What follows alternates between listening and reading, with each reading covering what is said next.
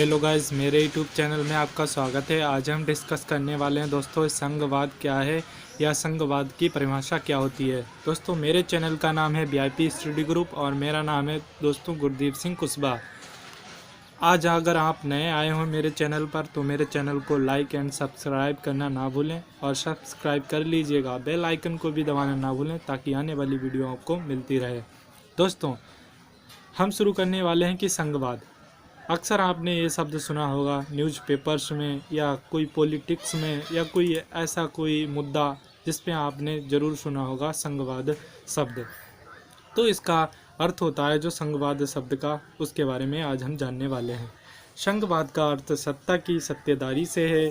किसी देश में यदि दो या दो से अधिक स्तर की सरकार हो तो वहाँ संघवादी प्रवृत्ति होती है। भारत में केंद्र सरकार, राज्य स्तर तथा पंचायत स्तर की त्रिस्तरीय सरकार है, अतः यह संघवाद प्रभावी है।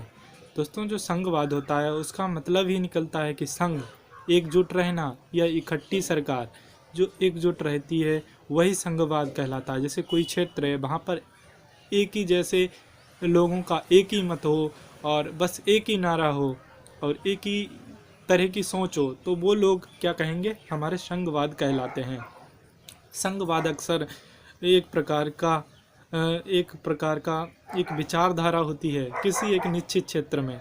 वहाँ के लोग सिर्फ वही मुद्दा, वही नीति और वही कानून लागू करना चाहते हैं और उनकी विचारधारा एक जैसी होती है। ऐसा संघवाद कहलाता है। जैसे भारत क्या एक संघवाद राष्ट्र है?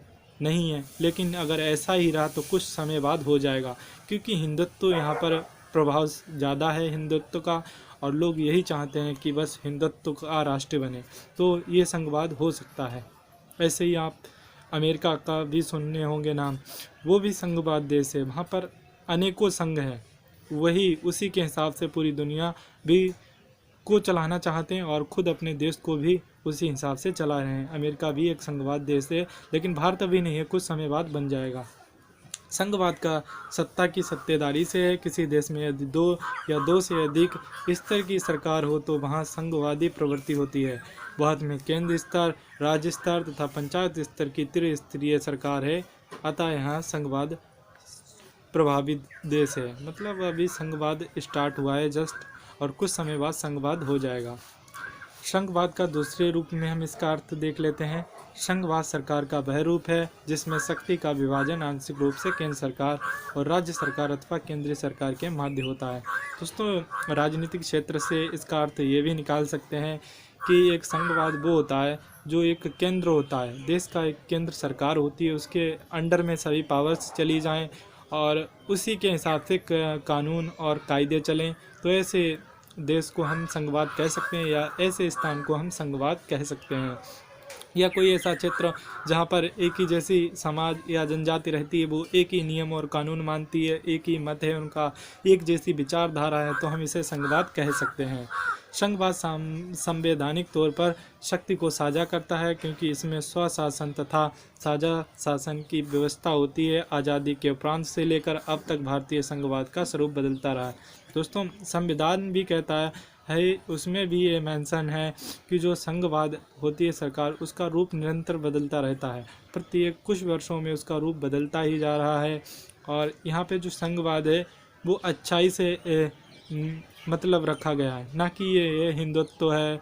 मतलब बहुत सी ऐसी संस्थाएं हैं जो मतलब किसी संघवाद के चक्कर में कितने अनेकों झगड़े हो जाते हैं। इन सब चीज़ों पर नहीं होना चाहिए। संघवाद एक अच्छी तरीका होना चाहिए जिससे देश का सुधार हो सके।